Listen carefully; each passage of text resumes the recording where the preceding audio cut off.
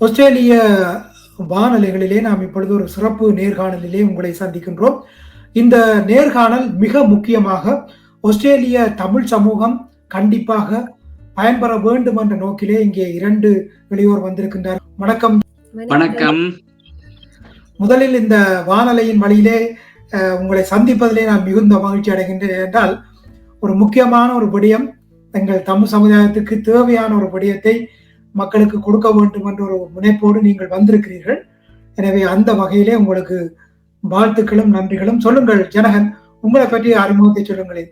இந்த ஒரு விஷயத்தை பற்றி சொல்ல வந்திருக்கிறீர்கள், அதன் பின்னணி உங்களுக்கும் அதற்குமான நெருக்கம், அதை பற்றி சொல்லுங்களேன்.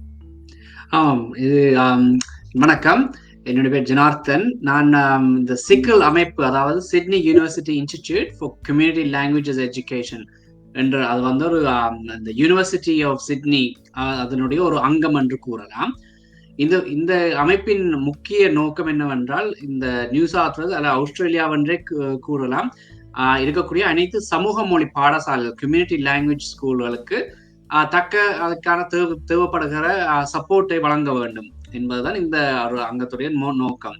அந்த வகையில் தமிழ் மொழிக்கு நானும் பிரணவி அக்காவும் 2019ஆம் ஆண்டிலிருந்து ப்ராஜெக்ட் ஆஃபீஸர் என்ற ஒரு ரோலில் நாங்கள் இருந்து வருகிறேன். அப்படியானால் இந்த குறித்த பல்கலைக்கழகத்தினுடைய திட்ட மேலாளர்களாக நீங்கள் இயங்கி வருகிறீர்கள், அப்படியா? ஆமாம், தமிழ் மொழிக்கு. அப்படியான ஒரு வசதியை ஏன் ஏற்படுத்தி கொடுத்திருக்கின்றார்கள் அந்த பல்கலைக்கழகத்திலே? அது மொழி வாரியாக ஒவ்வொரு மொழிக்கும் இருக்கிறதா அங்கே? ஆமாம், அநேகமான மொழிகளுக்கு கூறலாம். இப்பொழுது பார்த்தீர்கள் என்றால், மலையாள மொழிக்கு உதாரணமாக ஒரு குறிப்பிட்ட ஒரு ப்ராஜெக்ட் ஆஃபீஸர் என்று அமைக்கப்படவில்லை. அவர்களை எங்களுடைய தமிழுக்குள்ளேயே அவர்களுக்கு போதிய அளவு மாணவர்கள் அல்ல பாடசாலைகள் இல்லாதமையால் தமிழினோடையே அவர்களை நியமித்திருக்கிறார்கள். சில மொழிகளை பார்த்தோமே ஆனால் 2க்கு பதிலாக ஒரே ஒரு ப்ராஜெக்ட் ஆஃபீஸர், எங்களுக்கு 2 பேர் எங்களை நியமித்திருக்கிறார்கள். என்ற காரணம், சிட்னியில் ஆஸ்திரேலியா தமிழ் பள்ளிக்கூடத்தின் எண்ணிக்கை, மாணவர்கள் தொகை, ஆசிரியர்கள் தொகை அதிகமாக இருப்பதால் நாங்கள் 2 பேர் நியமிக்கப்பட்டிருக்கிறோம். வேறு சில மொழிகளில் உதாரணத்துக்கு ரஷ்ய மொழிகளுக்கு எல்லாம் ஒரே ஒரு ப்ராஜெக்ட் ஆஃபீஸர் அங்கே நியமிக்கப்பட்டிருக்கிறார். பிரணவி, நீங்களும் அப்படி என்றால் இந்த எவ்வளவு காலமாக இப்படியான ஒரு முயற்சியிலே, இந்த கல்வி சார்ந்த தொழிற்பாட்டிலே நீங்கள் இயங்கி வருகிறீர்கள், அதை பற்றி சொல்லுங்களேன். வணக்கம். நானும் ஜனார்த்தனும் அவர் கூறியது போல 2019ஆம் ஆண்டிலிருந்து இந்த சிக்கல் அமைப்புக்கு வேலை செய்து வருகின்றோம். கடந்த சில வருடங்களாக நாங்க தமிழ் பாடசாலையில் படிக்கின்ற ஆசிரியர்களுக்கு பயிற்சி பட்டறைகளை நடத்தி வந்தோம். அத்துடன் ஓப்பன் லாங்குவேஜஸ் இணையதளம் என்ற ஒரு வெப்சைட்ல நாங்கள் ரீசோர்சஸ் டீச்சர்ஸுக்கு, ஆசிரியர்களுக்கு அப்லோட் பண்ணி வந்தாங்க. அடுத்தபடியாக இப்ப புதிய ஒரு திட்டம் கொண்டு வந்திருக்கின்றார்கள். அதை பற்றி கூறதான் இன்றைக்கு வந்திருக்கின்றோம். அருமை. அதாவது இப்படியான ஒரு செயற்பாடு என்று சொல்லும் பொழுது, இன்று பல்லின கலாச்சாரம் வாழுகின்ற ஆஸ்திரேலிய மண்ணிலே எல்லா மொழிகளுக்கும் ஒரு சமமான பாடத்திட்டம் இருக்க வேண்டும் என்ற ஒரு மாற்றம் நிகழ்ந்திருக்கின்றது. யாரும் எப்படியும் படிப்பிக்கலாம், எப்படியும் படித்து விட்டு போகலாம் என்ற ஒரு நிலை இல்லாமல், இன்று ஒரு சமப்படுத்தப்பட்டு நீங்கள் எந்த மொழியாக இருந்தாலும் கூட ஒரு குறிப்பிட்ட ஒரு நெறிமுறையோடு கற்க வேண்டும் என்று ஒரு திட்டம் வந்திருக்கின்ற வேளையிலே, நீங்கள் சொல்ல வந்திருக்கின்ற ஒரு விடயமும் கூட கண்டிப்பாக அதற்கு இசைவாக இருக்கும் என்று நான் நினைக்கின்றேன். அந்த வகையிலே சொல்லுங்கள், எந்த விடயத்தோடு இன்று நீங்கள் வந்திருக்கிறீர்கள்? நாங்கள் இன்று மாஸ்டர்ஸ் ஆஃப் டீச்சிங் என்று அழைக்கப்பட ஒரு புதிய திட்டம், இந்த சிக்கலின் ஊடாக இதை நாங்கள் சிக்கல் சார்பிலும் அல்ல சிக்கல் ஊடாக எங்களுடைய தமிழ் மக்களுக்கு, தமிழ் சமூகத்திற்கு இதை பற்றி கூற வந்திருக்கிறோம். இதை மிக சுருக்கமாக கூற வேண்டும் என்று சொன்னால், இந்த திட்டத்தின் ஊடாக நம்முடைய நியூ சவுத் வேல்ஸ் மாநிலத்தில் இருக்கக்கூடிய பாடசாலைகள், நீங்கள் கீழ் பிரைமரி ஸ்கூலாகவும் இருக்கலாம், இல்லாட்டி மேல் வகுப்புகளாகவும் இருக்கலாம், ஹை ஸ்கூலாகவும் இருக்கலாம், அதற்குரிய ஆசிரியர்களாக நீங்கள் ஒரு கல்வித்துறையில் ஆசிரியர்களாக நீங்க வேலை செய்ய வேண்டும் என்று ஆசைப்படுபவர்கள் இந்த ஒரு திட்டத்தின் ஊடாக அந்த ஒரு லட்சியத்தை அடையலாம் என்பதை இன்று முக்கியமாக கூற அதை பற்றிய தகவல்களை உங்களுடன் பரிமாறுவதற்கு வந்திருக்கிறோம். அப்படி என்றால் இது ஒரு புதிய திட்டம் தானா? இப்பொழுதுதான் அதை அறிமுகப்படுத்தி இருக்கிறார்களா? இல்லை, இப்பொழுது சில வருடங்களாகவே இது நடைபெற்று வருகிறது. நாங்கள் சில பாடசாலைகளுக்கு நாங்கள் அதை பரப்பி வந்திருக்கிறோம். உங்களாலான மின்னஞ்சல்களை நாங்களும் சிக்கலூடாகவும் வந்து எமக்கு தெரிந்த சில ஆசிரியர்கள், தமிழ் பாடசாலை ஆசிரியர்கள் ஏற்கனவே இந்த ஒரு திட்டத்தில் அமர்ந்து சில பேர் அந்த பட்ட படிப்பை கூட முடித்து விட்டிருக்கிறார்கள் என்பது நாங்கள் அறிய வந்திருக்கிறோம். சில வருடங்களாக நடைபெற்று வருகிறது. இதனுடைய எண்ட் கோல், இறுதி கட்டமாக என்னவென்று பார்க்கலாம் என்றால், சிக்கலுடைய எண்ணம் கிட்டத்தட்ட ஏறத்தாழ 3000 வெளிநாட்டு அல்ல புலம்பெயர்ந்து வந்திருக்கக்கூடிய ப்ரொஃபஷனல்ஸ் அவர்களை ஒரு நல்ல ஆசிரியர் துறையில் அமர்த்த வேண்டும் என்பது. இப்போ நாங்கள் கேள்விப்பட்ட அளவில் கிட்டத்தட்ட 100-150 பேர் அந்த இடத்தை அடைந்து விட்டார்கள் என்று நாங்கள் அறிந்திருக்கிறோம். உண்மையிலேயே நாங்கள் இங்கே பல்கலைக்கழகத்திலோ அல்லது மத்திய துறையிலோ படிக்கும் பொழுது எங்களுக்கு ஒப்பீட்டளவிலே ஒப்பிட்டு பார்க்க முடியும். இலங்கை இந்திய கல்வி முறை, அதாவது எப்படி அவர்களுடைய அந்த கல்வி முறை, ஆசிரியர்களுடைய அந்த கற்பிக்கின்ற அந்த முறைமை இருக்கின்றதோ, அதற்கும் இங்கே ஆஸ்திரேலியாவிலே இருக்கின்ற கல்வி முறைக்கும் உடைய நிறைய வித்தியாசங்கள், வேறுபாடுகள் இருக்கின்றன. இதிலே சரிபொழி என்பதை தவிர இந்த நாட்டிலே எப்படியான ஒரு கல்வி முறைமை இருக்க வேண்டும் என்ற ஒரு நோக்கிலே அவர்கள் அணுகுகின்றார்கள். எனவே கண்டிப்பாக இப்படியான ஒரு கற்கை நெறி என்பது எல்லோருக்குமே மிக முக்கியமானது என்று நான் நினைக்கிறேன். அப்படியா? ஆம், கண்டிப்பாக.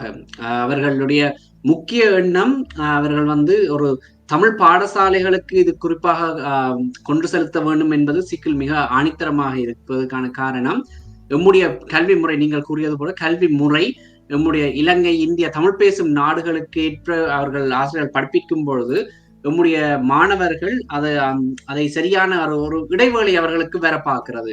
ஆகையால் இந்த ஒரு திட்டத்தின் ஊடாக அவர்கள் தமிழ் பாடசாலையிலும் ஒரு அங்கீகரிக்கப்பட்ட ஒரு ஆசிரியர் இந்த தமிழ் பாடசாலை வேலை செய்கிறார் என்று தமிழ் பாடசாலைக்கும் ஒரு பெயர் என்றும் கூறலாம்.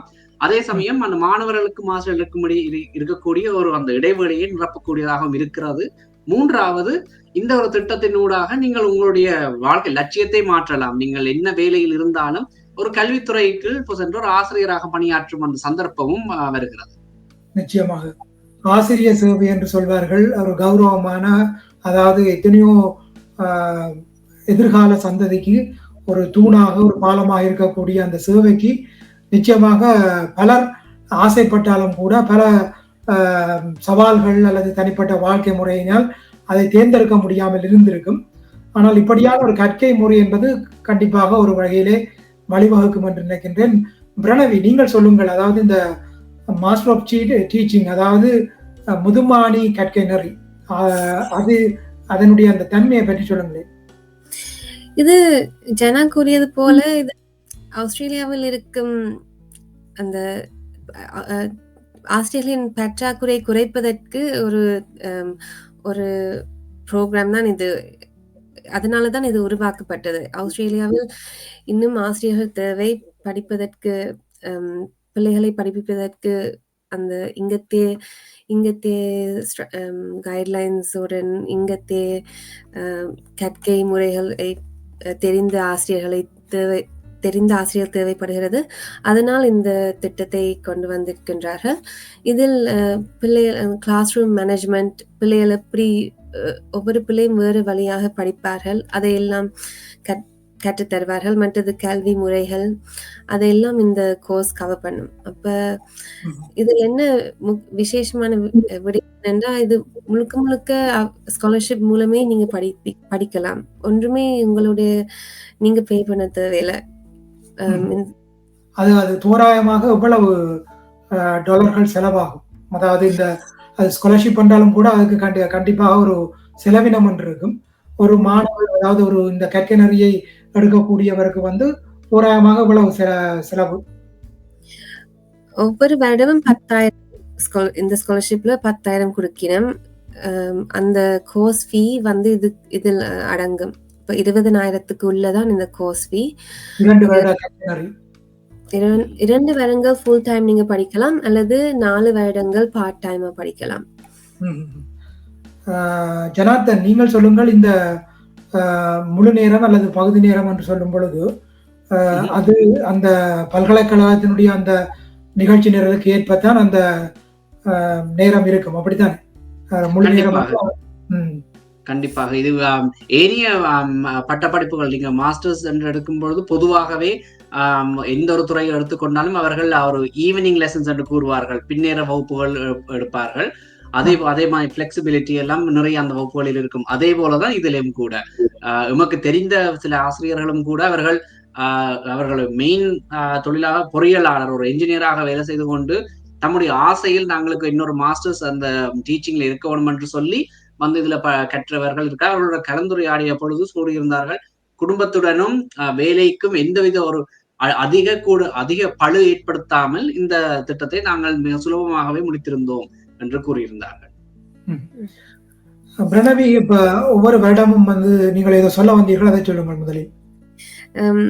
நான் என்னன்னா சில இந்த பாடம் வந்து இந்த ப்ரோக்ராம் வந்து நீங்க நேரிலையும் போய் படிக்கணும், சில பாடங்கள் ஆன்லைன்லயும் வழங்குவார்கள். இப்ப ரெண்டும் காம்பினேஷனா தான் இது இருக்கு.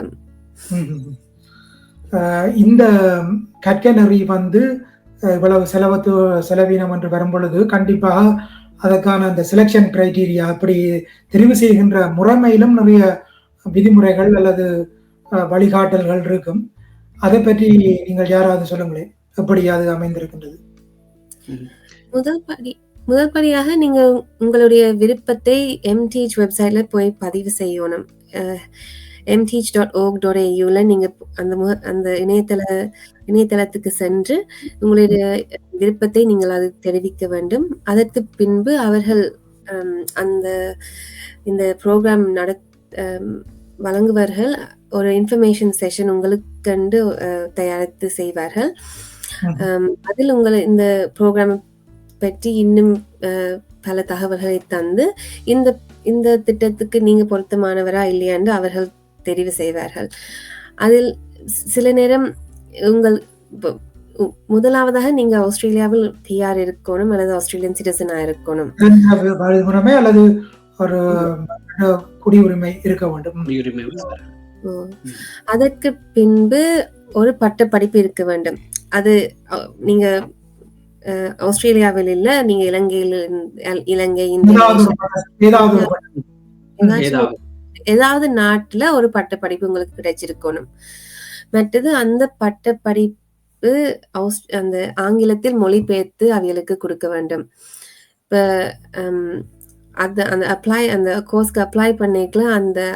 நீங்க அந்த டிகிரி நீங்க படிச்ச யூனிட் கான்டாக்ட் பண்ணி அதை ஆங்கிலத்தில் மொழிபெயர்த்து எடுக்கணும். அது அங்கீகரிக்கப்பட்டதாக இருக்க வேண்டும். மற்றபடி இன்ஃபர்மேஷன் செஷனுக்கு போய் அவைகள் பிறகு ஒரு இன்டர்வியூ மாதிரி வச்சு உங்களுக்கு ஒரு கரியர்ஸ் அட்வைசர் அலோகேட் பண்ண வேணும். அப்ப அவைகள் நீங்க ஏற்கனவே வச்சிருக்கிற தகுதிகளை பார்த்து இன்னும் என்ன செய்யணும் அல்லது இது இல்லை என்று சொல்ல மாட்டினோம், பட் இதெல்லாம் செய்து கொண்டு வாங்க ஒன்று உங்களுக்கு கிடைக்கும், அல்லது இதெல்லாம் செய்து கொண்டு வந்து அடுத்த வருடம் அல்லது அடுத்தடுத்த வருடம் அவைகளை கைட் பண்ண வேணும்.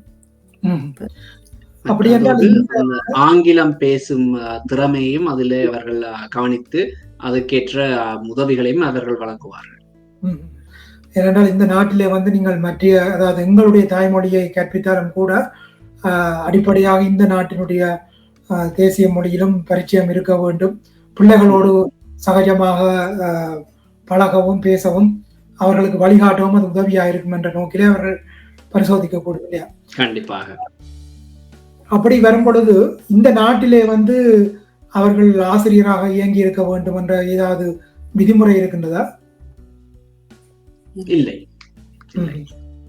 விருப்பம் இருந்தால் போதும், அதாவது மனம் இருந்தால் போதும். பட்ட படிப்பு ஏதாவது நீங்க கல்வி சம்பந்தமாக ஒரு பட்ட படிப்பு அந்த பேச்சுலர்ஸ் டிகிரி கல்வி சம்பந்தமாக இருக்க தேவையில்லை. நீங்க IT படிச்சிருக்கலாம், ஏதாவது ஒரு டிகிரி. பிறகு ஆனா நீங்க உங்களுக்கு டீச்சரா இங்க ஆசிரியரா வர விருப்பம் இருந்தா இந்த ப்ரோக்ராம் உங்களுக்குரியது. அந்த ஆங்கிலத்தை பற்றி கூறும்பொழுது இன்னொன்றும் கூறணும். ஒரு இடத்தில் அவர்கள் உங்களுடைய அந்த நபருடைய ஆங்கிலம் போதாது என்று அவர்கள் நினைத்தால் அவர்களே ஒரு ஸ்பெஷலிஸ்ட், ஒரு ட்ரெயினராலே அவர்களை நியமிப்பார்கள். இன்ன உதவிகளை வழங்கி இன்ன வேலைகளை செய்து இவ்வாறு நாங்கள் இம்ப்ரூவ் பண்ண முடியும் என்று அந்த தன்னம்பிக்கையும் கொடுத்து அந்த இந்த திட்டத்தில் வரலாம். இல்லாட்டில் அவர்கள் ஒரு எவிடன்ஸ் கேட்பார்கள். அதாவது IELTS என்று நிறைய வெளிநாட்டு நபர்கள் கேள்விப்பட்டிருப்பார்கள். 7.5 குறிப்பாக எடுக்க வேண்டும். அதற்கான அந்த பரீட்சைக்கான அந்த பேமெண்ட்டையும் இந்த வெஸ்டர்ன் சிட்னி யூனிவர்சிட்டியை ஏற்றுக்கொள்கிறது. இந்த பாடநெறி என்று எடுத்துக்கொள்ளும் பொழுது இதற்கான அதாவது இப்படி ஒரு பயிற்சியை அதாவது இந்த கற்கை நெறிக்கு பெற விரும்புவர் இப்படியான வழியிலே தனது விண்ணப்பத்தை பதிவு செய்ய வேண்டும்.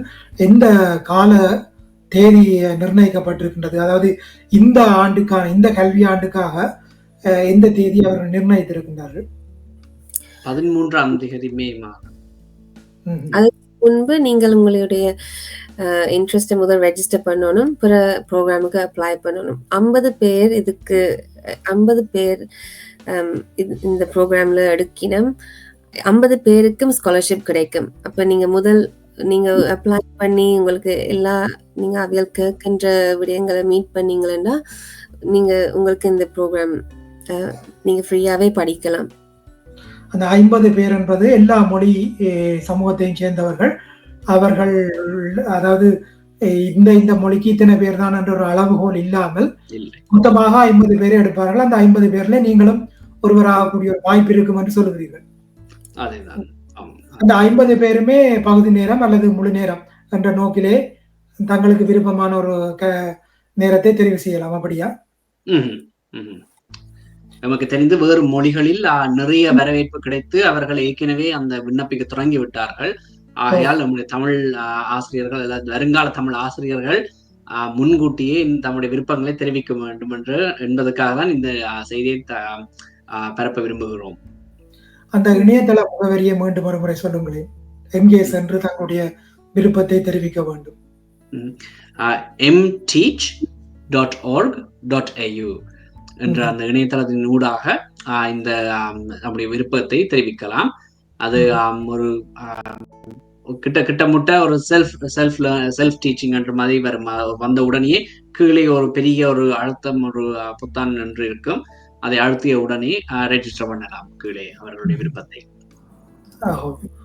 இப்படியான இந்த பாட திட்டம் என்று சொல்லும் பொழுது முழு நேரம் என்றால் 2 வருடங்கள் அல்லது பகுதி நேரம் என்றால் 4 வருடம் என்று சொல்லும் பொழுது இந்த பாடத்திட்டத்திலே எப்படியான வழியிலே அவர்கள் அதை கற்பிக்கின்றார்கள் என்று ஏதாவது விளக்க முடியுமா?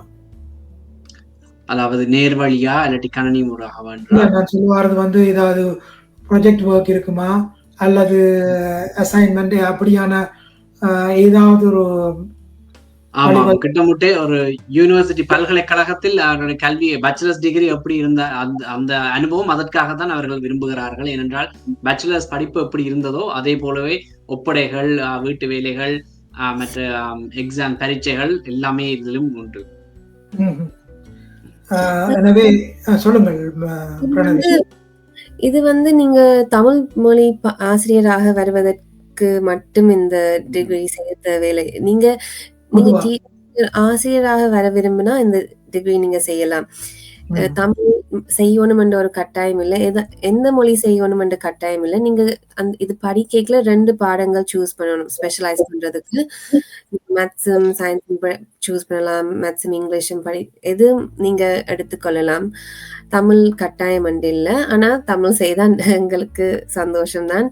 ஆனா அது அவியல் எதிர்பார்க்கல. ஆசிரியர் பற்றாக்குறை குறைப்பதற்கு தான் இது. ஆனா சமூக மொழி பாடசாலைகளுக்கு அவியல் முக்கியத்துவம் கொடுக்கணும். இப்ப அது முதல் சமூக மொழி பாடசாலை படிக்கின்ற ஆசிரியர்களுக்கு தான் இது வழங்கி வந்தார்கள். ஆனா இப்ப எல்லாரும்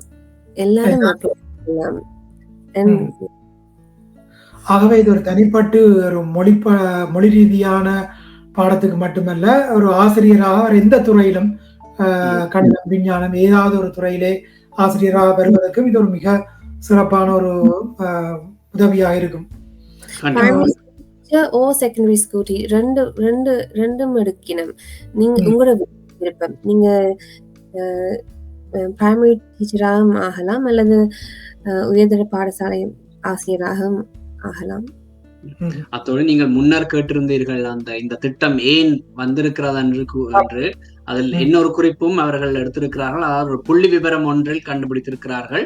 இந்த நியூ சவுத் வேல்ஸ் மாநிலத்தில் மொத்த மாணவர் தொகையில் 30% மாணவர்கள் ஏறத்தாழ ஆங்கிலமும் இன்னொரு மொழியும் சரளமாக பேசக்கூடியவர்களாக இருக்கிறார்கள். ஆசிரியர்கள் எண்ணிக்கையை எடுத்து பார்க்கும்போது வெறும் 15% மட்டுமே ஆங்கிலமும் இன்னொரு மொழியும் பேசக்கூடியதாக இருக்கிறார்கள். ஆகவே அரசாங்கம், இந்த யூனிவர்சிட்டி, இந்த சிக்கலுடைய முக்கிய எண்ணம் என்னவென்றால், இந்த ஆசிரியர்கள் எண்ணிக்கை மாணவர்களுடைய எண்ணிக்கையை விட அதிகமாக இருக்கணும். அதற்கு முக்கிய காரணம் இவர்கள் முன்னுதாரணமாக இருக்க வேண்டும். மாணவர்கள் இன்னொரு மொழியை கற்க வேண்டும் என்ற அதற்காக இந்த திட்டத்தை நடத்தி வருகிறார்கள். 2 பாடங்கள் கட்டாயம் என்று சொல்லி இருக்கிறீர்கள். குறிப்பாக ஒருவர் தமிழ் பின்புலத்திலே அல்லது தான் ஒரு தமிழ் பாடசாலையிலே தன்னுடைய ஆசிரியர் தொழிலை செய்ய வேண்டும் என்பதற்காக இந்த கற்கனரை எடுத்துக்கொண்டால் அவருக்கு 2வது தெரிவாக இது இருக்கும் என்று நீங்கள் நினைக்கிறீர்கள்? உதாரணமாக அவர் மேத்ஸோ அல்லது சயின்ஸோ எடுக்காத அங்க ஊர்ல அவர் தமிழ் அல்லது வேறு ஏதாவது கற்கனரி கற்றவராக இருந்தால் அவருக்கு நீங்கள் கொடுக்கின்ற பரிந்துரை எதுவாக இருக்கும்? இங்க ஆஸ்திரேலியாவில் நீங்க பாத்தீங்கன்னா இப்ப பிரைமரி ஸ்கூல், ஹை ஸ்கூல்ல இருந்து ஹிந்து ஸ்கிரிப்சர் கிளாஸ்ல நடக்கிற சமயம் சார்ந்து சமயம் கூட இருக்கலாம். அது இப்போது 12ஆம் வகுப்பில் நான் யோதர பள்ளி படிக்கும் பொழுது இருந்தது ரிலிஜியஸ் ஸ்டடீஸ் என்று, இப்பொழுதும் இருக்கும் என்று நான் நம்புகிறேன். அந்த வகையில் அவர்கள் அதை எடுத்துக்கொள்ளலாம், ஒரு மொழியும் ஒரு சமயமும் என்று. பொதுவாக நம்முடைய தமிழர்கள் கணிதம் அதிகமாக எடுப்பார்கள் என்று நான் நினைக்கிறேன். ஆகவே இந்த இவ்வளவு நேரத்துக்குள்ளேயே நீங்கள் நிறைய விஷயங்களை கொடுத்திருக்கிறீர்கள். விடுபட்டது அல்லது ஏன் இந்த சமுதாயத்துக்கு, எங்களுடைய தமிழ் சமுதாயத்துக்கு ஏன் இது அவசியம் என்பதை பற்றி நீங்கள் இருவரும் உங்களுடைய கருத்துக்களை சொல்லுங்களேன். முதலாக நாங்க பார்க்கும் பொழுது எந்த ஒரு துறையிலும் அரசாங்க ஊழியம் என்று வரும்பொழுது நம்முடைய தமிழர்கள் அதிகமாக இருப்பது நமக்கு ஒரு தமிழ் சமூகமாக எங்கள் அனைவருக்குமே ஒரு பெருமை தர ஒரு விடயமாக நாங்கள் பார்க்கலாம். அந்த வகையில் ஆசிரியர்கள் என்று வரும்பொழுது நீங்கள் முன்னர் கூறியது போல எங்கள் ஒரு ஆரோக்கியமான சமுதாயத்தை உருவாக்குவதற்கு ஒரு விதையாக இருப்பவர்கள் ஆசிரியர்கள். அந்த வகையில் தமிழர்கள் வரும்பொழுது நாங்கள் அதை இன்னும் மேலும் வரவேற்கலாம். அடுத்து நம்முடைய தமிழ் பாடசாலைகளில் நான் முன்னர் கூறியது போல அந்த இடைவெளியை நிரப்புவதற்கு இப்பொழுது வரும் ஆசிரியர்கள் வாலண்டியர் டீச்சர்ஸ் என்று நாங்கள் அழைக்கிறோம். அவர்களை ஒரு அங்கீகரிக்கப்பட்ட ஆசிரியர்கள் தான் நம்முடைய தமிழ் பாடசாலைகளை நாங்கள் படிப்பிக்கிறார்கள் என்று கூறும் பொழுது எங்கள் தமிழர்களுக்கு அது இன்னும் ஒரு அரசாங்கத்திற்கும் ஒரு நல்ல பெயராகவும் இருக்கும், எங்கள் தமிழர்களுக்கும் ஒரு சந்தோஷமான செய்தியாகவும் இருக்கும். இந்த இடத்தில் நான் குறிப்பிடலாம் என்று நினைக்கிறேன். எங்களுக்கு அங்கே ப்ரொஜெக்ட் ஆபீசராக இருப்பதால் எங்களுக்கு எங்களுடைய சிக்கல் அமைப்பில் கூறியிருந்தார்கள், வேறு மொழியினர்களில் அவர்கள் அங்கே ஒரு கட்டாயமாகவே வைத்திருக்கிறார்கள். இப்பொழுது ஃபண்டமெண்டல் ஃபவுண்டேஷன் லாங்குவேஜஸ் கோர்ஸ் எல்லாம் நடத்துகிறார்கள். அந்த பாடசாலைகளில் அவர்கள் வந்த உடனே அந்த ஒரு திட்டத்தை முடித்தால் மட்டுமே இங்கே படிப்பிக்கலாம் என்ற ஒரு சட்டம் எல்லாம் அந்த பாடசாலையில் இருக்கிறது. மிக விரைவில் இந்த மாஸ்டர்ஸ் ஆஃப் டீச்சிங் இருந்தால் மட்டுமே இங்கே வரலாம் என்ற ஒரு இடம் வரும் பொழுது நம்முடைய தமிழ் ஆசிரியர்கள் நாங்கள் அதுக்கு தயாராக இருப்பது மிக நன்று என்று நாங்கள் நினைக்கிறோம். நிச்சயமா. பிரணவி, நீங்கள் விடுபட்ட விஷயங்கள் ஏதாவது சொல்ல இருக்கிறீர்களா? அவர் கூறிவிட்டார். ஆனால் நிச்சயமாக எல்லாரும் விருப்பம் உள்ளவர்கள் உடனடியாக நீங்கள் அப்ளை பண்ணுங்க. என்ற நாட்கள் குறைவாக இருக்கிறது. இந்த ப்ரோக்ராம் அப்ளை 13க்கு முதல் நீங்கள் அப்ளை பண்ணணும். நிறைய வாய்ப்பு, ஃப்ரீயாவே நீங்க படிச்சு முடிக்கலாம் ஒரு மாஸ்டர்ஸ் டிகிரி. அப்ப எல்லாருக்கும் இந்த வாய்ப்பு கிடைக்காது. பிற ஆசிரியர் பற்றாக்குறையா இருப்பதால் உடனே வேலைகளும் கிடைக்கும் பின்னர். அப்ப நீங்கள் யோசிக்க தேவையில்லை. இதுல ஒரு there's no dance உண்மையில. இதுல ஒரு எல்லாம் நன்மைதான் இருக்கு என்று என்ன பொறுத்தவரையில நீங்க உங்களால கொஞ்ச நேரம் ஒதுக்கி இந்த வகுப்புகளுக்கு போக முடியும் என்றால் இலவசமாக உங்களுக்கு ஒரு டிகிரி கிடைக்க போகுது. அவைகள் அப்ளை பண்ற எல்லாரையும் அடுக்கினம். நீங்கள் ஒரு டிகிரி வச்சிருந்தா உங்களுக்கு இந்த ஸ்காலர்ஷிப் கிடைக்கும். உங்களால அந்த இங்கிலீஷ் அவைகள் எதிர்பார்க்கின்ற அளவு இங்கிலீஷ் இந்த கோர்ஸ்க்கு தேவையான ஆங்கில லெவல் ஐஎல்ஸ் இது வந்து பிறகு நீங்க ஒரு ஆஸ்திரேலியாவில் ஒரு ஆசிரியரா வருவதற்கு தான் அந்த ஐஎல்ஸ் 7.5 தேவை. ஆனா இந்த டிகிரி செய்யறதுக்கு 7.5 தேவையில்லை.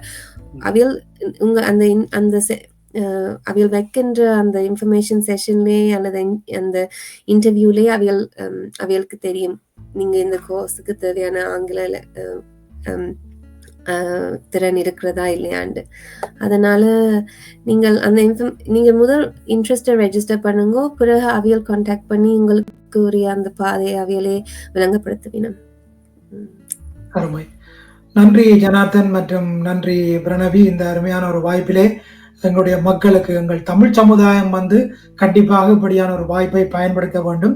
ஆகவே இந்த கற்கை இந்த பட்டப்படிப்பு என்பது வெறுமனே மொழி கல்விக்கு மட்டுமல்ல, நீங்கள் எந்த துறையிலும் ஆசிரிய தகமையாக ஆசிரிய செயற்பாட்டுக்கு ஒரு வழிகோலும் என்ற ஒரு செய்தியையும் இணைத்து சொல்லியிருக்கின்றீர்கள். அந்த வகையிலே உங்கள் இருவருக்கும் எமது நன்றிகளை தெரிவித்துக் கொள்கின்றோம். நன்றி. உங்களுக்கும் மனமார்ந்த நன்றிகள். ஆஸ்திரேலியா ஒலிபரப்பு கூட்டு ஸ்தாபனத்திற்கும் உங்களுக்கும் குறிப்பாக ஒரு மிக குறுகிய காலகட்டத்தில் எங்களுடைய வேண்டுகோளை இணங்கி இந்த ஒரு 2 நாட்களுக்குள்ளேயே இந்த நேர்காணலை எங்களுக்காக செய்து முடித்ததற்கு உங்களுடைய மனமார்ந்த நன்றிகள். நன்றி. நன்றி. வணக்கம். நன்றி. வணக்கம். நன்றிகள். நன்றி.